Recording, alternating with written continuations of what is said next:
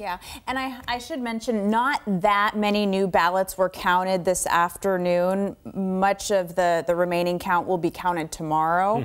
But let's show you what we have going tonight in Washington's 8th Congressional District, one of the big races that we've been watching carefully. Republican Dino Rossi is still safe in that #1 spot. But what we're watching this hour is the #2 spot.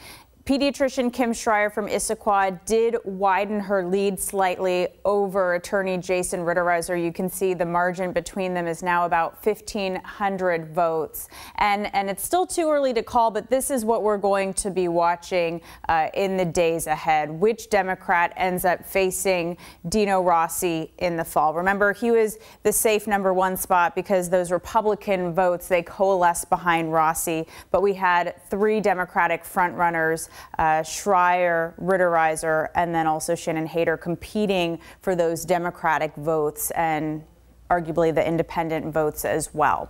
Now to Washington's 5th Congressional District, another closely watched race, and that's because you can see the margin between Republican incumbent Cathy McMorris Rodgers and her Democratic challenger Lisa Brown is still very thin. The margin, Cathy McMorris Rodgers did manage to widen her lead a bit today.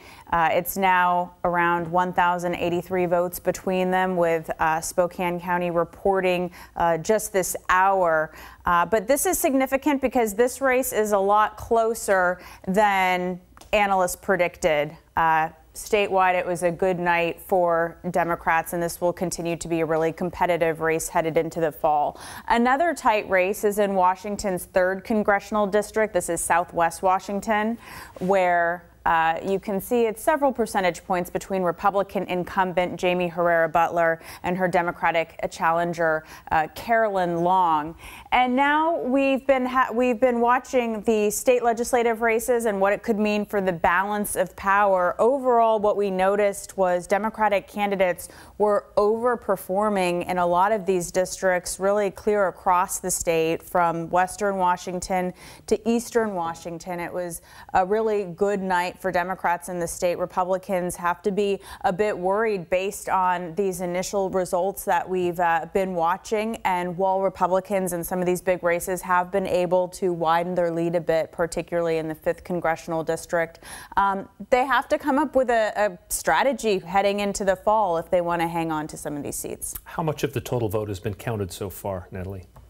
Just over 60% at this point, I believe. But what's funny about the state is, counties count them at different times. The pacing is different. So when we're trying to look at statewide numbers or these congressional districts, which include multiple different counties, the results are coming in at different hours, even different days. So it's going to still take a few days to finalize, cement all the primary results. Okay. Natalie Brand, thank you.